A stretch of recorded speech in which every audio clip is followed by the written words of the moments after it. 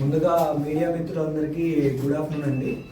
ఈరోజు మనం ఈ ప్రెస్ మీట్ అరేంజ్ చేయడానికి మెయిన్ కారణం ఏంటంటే ఇప్పుడు ఏదైతే ఈ భారతీయ అంబేద్కర్ సేనాని పీటీఎం శివప్రసాద్ కానీ శ్రీచందు కానీ వీళ్ళు ఏదైతే ప్లాన్ చేస్తున్నారో 9th ఆగస్ట్ రోజు ఆ ర్యాలీకి ఎటువంటి పర్మిషన్ కూడా లేదని చెప్పేసి మనకు పోలీస్ నోటీస్ అనేది రిలీజ్ చేస్తున్నాం. మీకు కూడా ఇది ప్రెస్ నోట్లో అందజేస్తాము.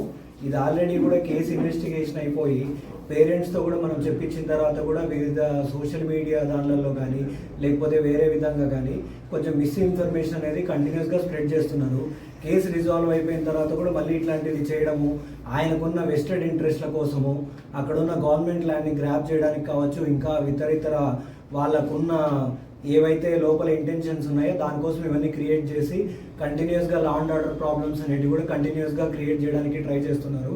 సో అదే విధంగానే దాని గురించి అని చెప్పేసి ఇప్పుడు 9th రోజు ఏదైతే వీళ్ళు చలో మదన్పల్లి కానీ ఈ ర్యాలీ అనేది ఏదైతే ప్లాన్ చేస్తున్నారో దానికి ఎటువంటి పర్మిషన్ కూడా లేదు. దానికోసం మనం పోలీస్ నోటీసు ఏదైతే ఉందో ఈ పీటీఎం శివప్రసాద్కి ఇస్తున్నాము. ఆయన కాకోకుండా ఇంకా మిగిలిన ఎవరైతే 19 మంది మనం ఐడెంటిఫై చేశామో వాళ్ళందరికీ కూడా సర్వ్ చేస్తాం. ఇన్ పర్సన్ కూడా ఇస్తాం, రిజిస్టర్డ్ పోస్ట్ ద్వారా కూడా మనం అందిస్తాము. అది కాకోకుండా ఇంకా ఎవరైనా దీని అసోసియేట్స్ కానీ ఎవరైతే ఉన్నారో వాళ్ళకు కూడా అందించడం జరుగుతుంది. సో ఇదంతా కూడా మీడియా ద్వారా మేము చెప్పేది ఏంటంటే ఫైనల్గా ఇది ఏదైతే 9th రోజు ఈ చలో మదన్పల్లి అనే దానికి ఎటువంటి పర్మిషన్ కూడా లేదు. డెఫినెట్గా ఎవరైనా కానీ చట్టం చేతిలోకి తీసుకొని లేదంటే చట్ట వ్యతిరేకంగా కానీ ఏదైనా చేశారంటే మాత్రం డెఫినెట్గా చట్టపరమైన చర్యలు చాలా కఠినంగా ఉంటాయని కూడా మీడియా ముఖంగా నేను తెలియజేస్తున్నాను. Thank you. సోషల్ మీడియాలో ఇప్పుడు డెఫినెట్గా ఏమవుతుంది, ఆ కేసు ఇన్వెస్టిగేషన్ అయిపోయి ఈవెన్ పేరెంట్స్ కూడా వచ్చి చెప్పిన తర్వాత కూడా మిస్ఇన్ఫర్మేషన్ అనేది స్ప్రెడ్ చేస్తున్నారు.